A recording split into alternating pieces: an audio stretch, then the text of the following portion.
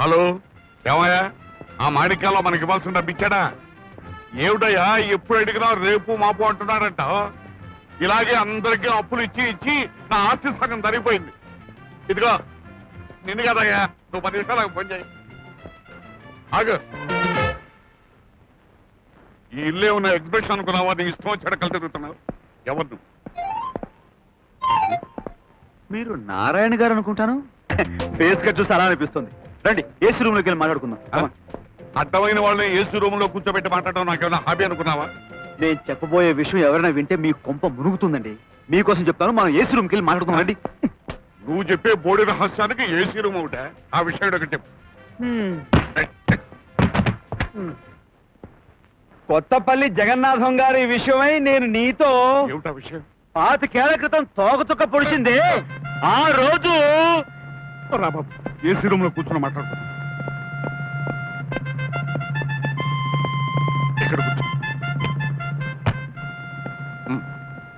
ఇప్పుడు చెప్పు, ఎప్పుడో చనిపోయిన మా బావ జగన్నాథం గారి గురించి నీకు ఏం తెలుసు, ఎలా తెలుసు? ఏం తెలుసు అంటే చాలా తెలుసు. ఎలా తెలుసు అంటే నేను జగన్నాథం గారి అబ్బాయిని కాబట్టి. అంత షాక్ ఎందుకు ఉన్న విషయం చెప్తుంటే? నువ్వు జగన్నాథం కొడుకువా? ఎస్, 100% కొంతమంది రాస్కెల్స్, స్కౌండ్రల్స్, పుండా కోర్స్ అన్యాయంగా మా నాన్నని జైలుకి పంపించినప్పుడు పుట్టింట్లో ఉన్న మా అమ్మకు నేను పుట్టాను. పుట్టిల్లు పుట్టాను అని పిట్టకథలు కట్టుకథలు చెప్తే నమ్మడానికి నేనేమన్నా పెద్దగొరేని అనుకున్నావా? లేదు, గడుసు బర్రెవని తెలుసు, నమ్మడానికి నీ మనసు ఒప్పుకోదని తెలుసు. అందుకే వచ్చాగా సాక్ష్యాలతో. జైల్లో ఉండగా మా నాన్న మా అమ్మకు రాసిన ఉత్తరాలు, ఫోటోలు ఇవి చాలనుకుంటాను ఎర్రగొట్టడానికి.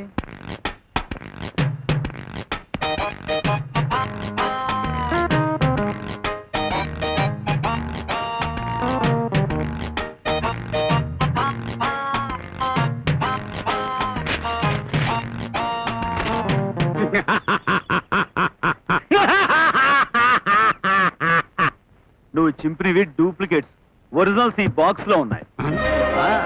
Now come on tell me, yes believing or no believing? Yes believing, okay.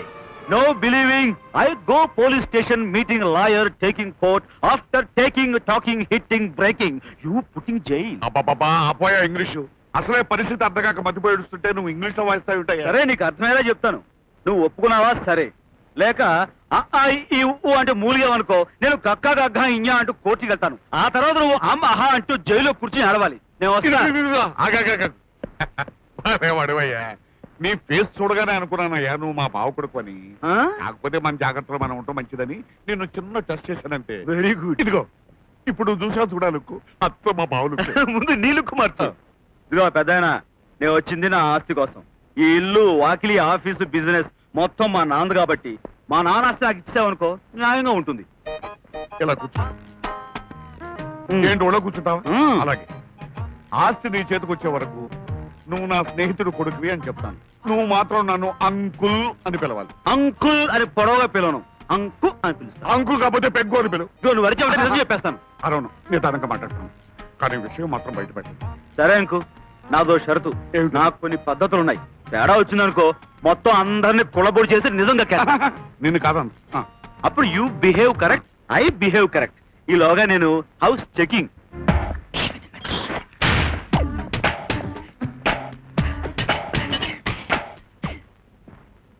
ఏంటబ్బా ఏమైంది? అమ్మో, నా చెవులు బద్దలైపోయాయి. ఎవడా నువ్వు? నన్ను రా అంటావురా కుయ్యా? కోతులకు గెంతుతున్నావు. అసలు నువ్వెవడవరా? నా ఇంటికొచ్చి నన్నే ఎవడని అడుగుతున్నావా? గొప్పడివి. నేను మా నాన్న కొడుకుని. ఇంకో విషయం తెలుసా, మా అమ్మ కూడా కొడుకునే. ఇప్పుడు నీ బుర్రను బట్టి నాకు అర్థమైందిరా నువ్వు ఎవరికి కొడుకు. నాన్న వీడెవడు? ఈసారెవరో వీరగుడ్డడు కొడుతున్నాడు. ఇతను లాగు, రక్కు, గిచ్చు. ఏంటి నాన్న ముద్దు పెడతావా? నీ కాళ్ళు మొహాన్ని బుద్ధెట్టాలా? నీ కొడుకునే భలే కొట్టా మావయ్య. వీడెవడు? తిండి బాబు. వీడిని కొట్టాల్సిందే బాబు. వీడు నా మేనలుడు. తిండి తిని తిని తిని ఈ ఆస్తి అంతా చేస్తున్నాడు. ఆస్త అయితే కొట్టాల్సిందే.